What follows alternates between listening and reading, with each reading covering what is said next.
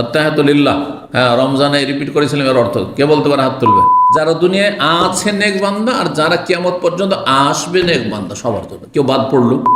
আত্তাহিয়াত পড়তেই হবে, দুরূদ ইব্রাহিম পড়তেই হবে, আর তারপরে আল্লাহুম্মা ইন্নী যালামতু নাফসি পড়তেই হবে নয়, আপনার ইচ্ছা হলে সেটা করেন।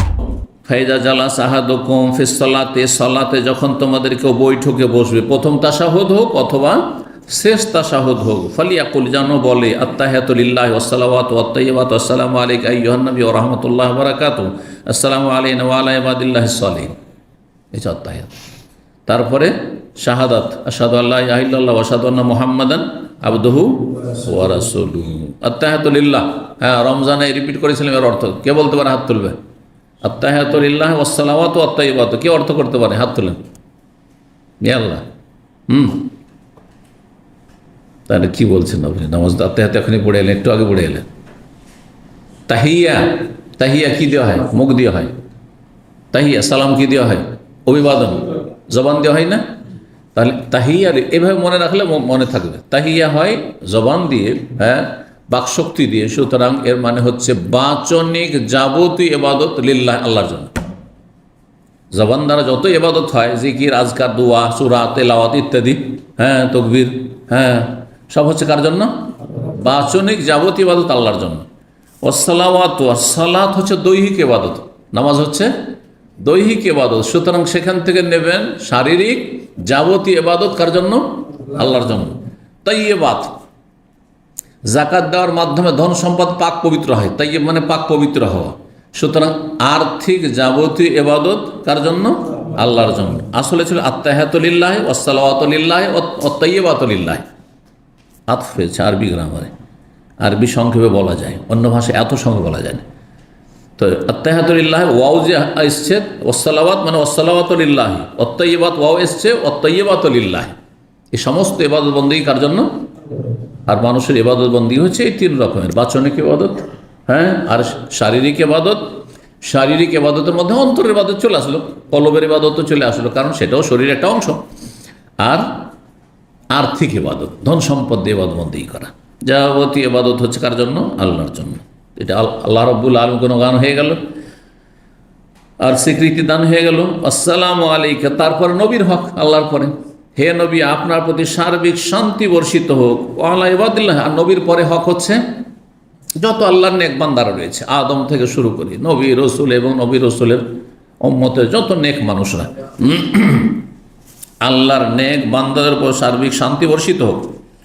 আশহাদু, সাক্ষ্য প্রদান করছি যে আল্লাহ ছাড়া কোনো সত্য মাবুদ নেই, আরও সাক্ষ্য প্রদান করছি মুহাম্মদ সাল্লাল্লাহু আলাইহি ওয়াসাল্লাম আল্লাহর বান্দা এবং তার রাসূল।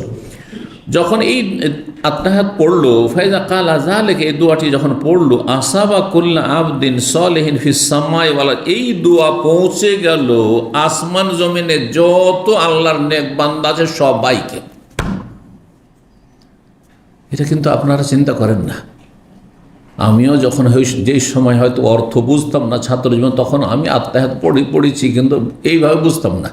কিন্তু এখন বুঝেই বলি। যখন বলি, হ্যাঁ, আসসালামু আলাইনা, নিজেদের জন্য দোয়া করে নিলাম, আমাদের উপর শান্তি হোক। ওয়া আলা ইবাদিল্লাহিস সালিহিন, আল্লাহর যত নেক বান্দা আছে সবার ওপর কি হোক?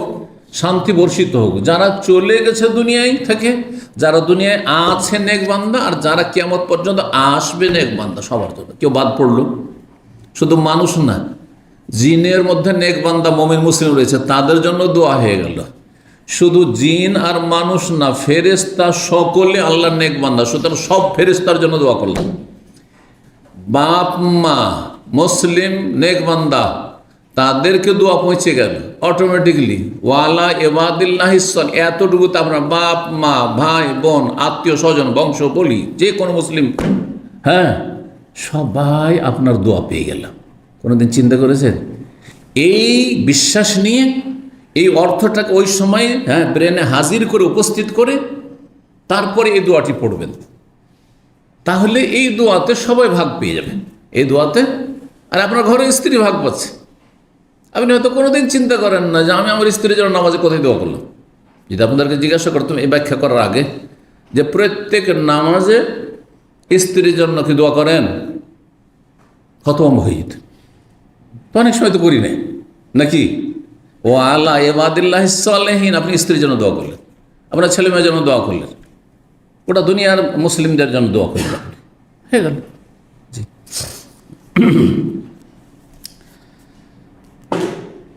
যখন এটা আত্মহাত পড়া হয়ে যাবে, এখানে সংক্ষেপ রয়েছে, হ্যাঁ, আর একটু লাগাইতে হবে। তারপরে কি পড়তে হবে?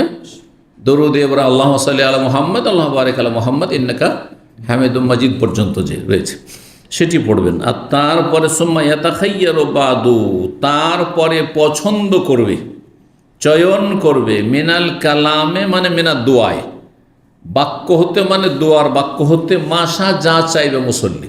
তারপরে আপনি কি চাইছেন আপনার ইচ্ছা মতো দোয়া করেন, ইচ্ছা মতো দোয়া করেন।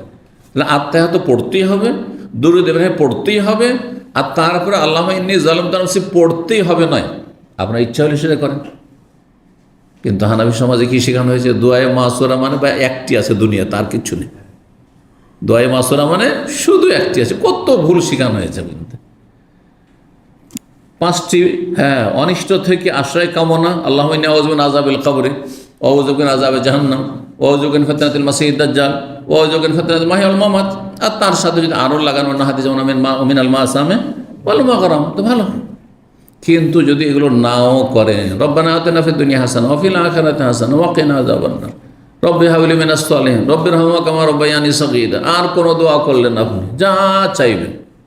ইয়াতাখায়্যার, আপনি পছন্দ করেন, আপনার পছন্দ মতো যে কোনো দোয়া করতে পারেন আপনি, ফরজে হোক অথবা নফলে হোক, তবে আরবিতেই ফরজে করা উচিত, যাতে করে মানুষ সালাতের বিষয়টিকে তো হালকা না মনে করে। কিন্তু নফলে যারা অনারব মানুষ, আরবি জানে না, নিজের একটা পছন্দের জরুরি দোয়া আছে, সেই দোয়াটি নামাজের ভিতরে করলে বেশি ভালো, নামাজের বাইরের চাইতে যদি করে কোনো অসুবিধা, নামাজ নষ্ট হবে না। কারণ কার সাথে কথা বলছে? বাংলাতে বললে আল্লাহর সাথে কথা বলছেন। আর নামাজের ভিতরে কথা কার সাথে বলা যায় না?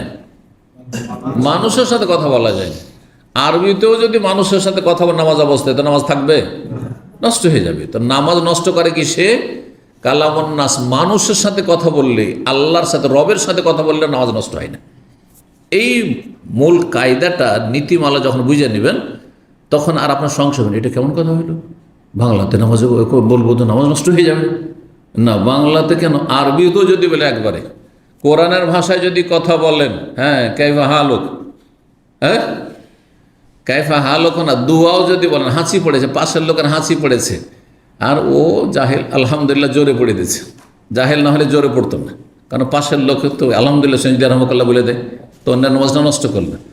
আলহামদুলিল্লাহ পর্যন্ত বলা যায়, কিন্তু আস্তে করে। আজকে আমি এর সাথে হাঁচি এসছে, কিন্তু আমি আলহামদুলিল্লাহ পড়েছি, আমার আলহামদুলিল্লাহ, আলহামদুলিল্লাহ আল্লাহর সাথে কথা বলছি, আল্লাহ শুকরিয়া আদায় করলাম, ঠিক না? কিন্তু আস্তে করে জোরে যদি বলতাম, আর পাশের লোক অবুঝ বেচারা মাসলা জানে না, দিল ইয়ারহামুকাল্লাহ, তাহলে ওর নামাজটাই গেল, নামাজ বাতিল। আচ্ছা, আমিও যদি মশলা না জানতে পারি, আমার মতো যে আলহামদুলিল্লাহ বলে যদি মশলা না জানে আর ইয়াহদিকুমুল্লাহ বলে দেয়, ওতেও নামাজ নষ্ট। কারণ এতে কার সাথে কথা বললেন?